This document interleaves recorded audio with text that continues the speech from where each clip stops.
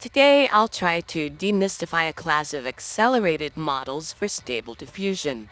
They're all designed to render in under 10 steps. Now, you've heard of these. They have names like Turbo and Lightning, or they have cryptic names like LCM, with a new class of samplers to match.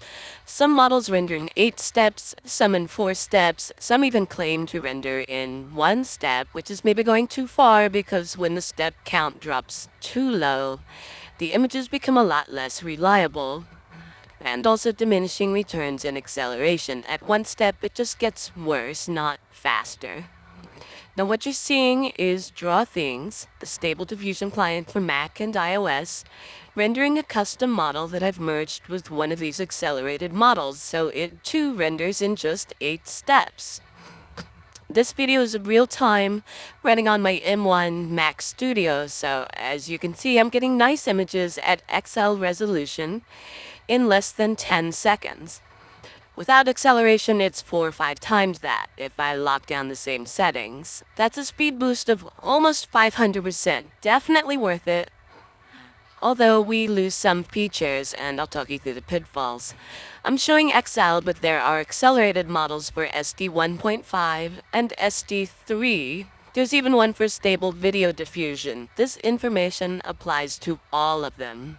Now, the interesting thing, or the convenient thing about all of these accelerated models is they each have a derivative LoRa, so their acceleration property can be added to any compatible model just by adding the LoRa.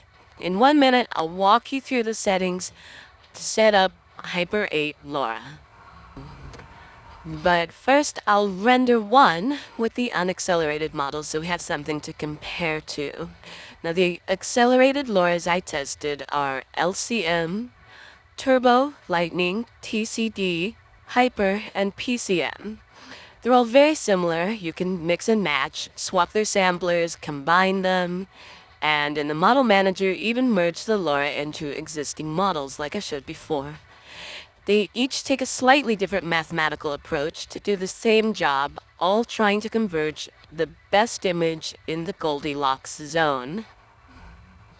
New acceleration models appear every couple of months, and it's only been like 8 months, so there will be more maybe by the time you're watching this video. So rather than compare each one, I'll show you what you need to know to use any of them, or all of them. Because in Draw Things, certain parameters actually change their function when you lower the step count. And I'll explain as we go. In the top LoRa slot, I'm adding Hyper 8. In Draw Things, Hyper 8 is one of the cloud downloads. So just search by name and it will install automatically. If you're curious, I found the other accelerated LoRas on Hugging Face, and I installed them through the LoRa Manager. Hyper 8 is probably the best, and not coincidentally one of the newest. It's already in Draw Things, and that makes this tutorial a lot easier. Whether you use the accelerated LoRa like we're about to set up, or an accelerated model like I showed before, these tips still apply. Now first, we'll set the step count to 8, or obviously the target step count. In the advanced menu, set the sampler to a sub-step, or a trailing sampler. LCM and TCD have their own samplers too, but I include them in with this group, so if you want to experiment, all of these work. Don't use the AYS samplers. These are optimized for higher steps, like higher than 20. Of course, you're free to experiment, but start with the trailing samplers. They work just like the samplers we're already familiar with, but optimized for accelerated models under 10 steps. Now, before I move on, one thing you need to know, although this isn't about acceleration models, just in general, if you use an SDE sampler, set your step count to half. All the SDE samplers take 2 steps per step, so if the recommended step count is 8, set it to half when you're using SDE. It doesn't necessarily render faster because each step is doing double the work. Now, as I said before, in Draw Things, the parameters change when you go below 10 steps, so let's go over those. There's no visible change to the interface, But some parameters stop working altogether, while other settings become a lot more important. For starters, the negative prompt is ignored. It's similar to setting zero negative prompt in the advanced menu. CFG, or text guidance as it's called in Draw Things, becomes fixed. Think of it as locked to 1. The slider still moves, but it's not doing anything, trust me. That means our prompt needs to be simplified because we can't use CFG or text guidance to multiply the attention on those tokens. A wordy prompt with a few descriptions like I'm using here maybe is going to come in overcooked compared to a short prompt. So next I'll show you how to compensate. Now making adjustments is tricky, so let me show you what we can still do. We can actually adjust the step count, but with only 8 steps or 4 under SDE, there's not enough leeway to make any sort of fine-tune adjustment.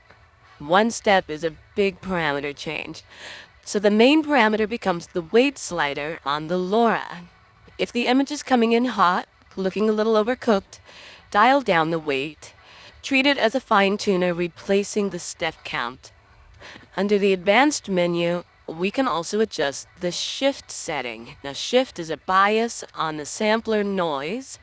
The effect is like adding or removing contrast in the noise itself before it even renders. A lower shift can help to soften the image. A higher setting can add contrast. Where you would normally adjust CFG, try shift instead. It's not the same, but it might get you close. The last control is sharpness, which we can clean up some of the grainy texture that seems to affect the fast renders. Just a little bit can help remove the noise at a sub-pixel level. As a final reminder, we can still update the face with a detailer script for that final polish, same as any regular render. Now in my tests, some of the control nets still worked, maybe not as reliably. And stacking more LoRas sometimes worked, but not always.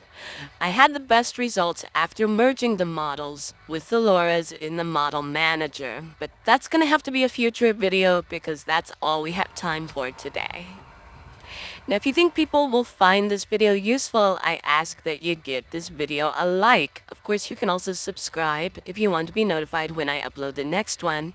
There's just a million more topics to cover, and I'm trying to keep these discussions short so there are no ad breaks. I don't monetize my channel, and there's no Patreon. I've gotten a lot out of Stable Diffusion and Draw Things, so this is my way of giving back. As usual, I hope you had a learn, and I will see you next time.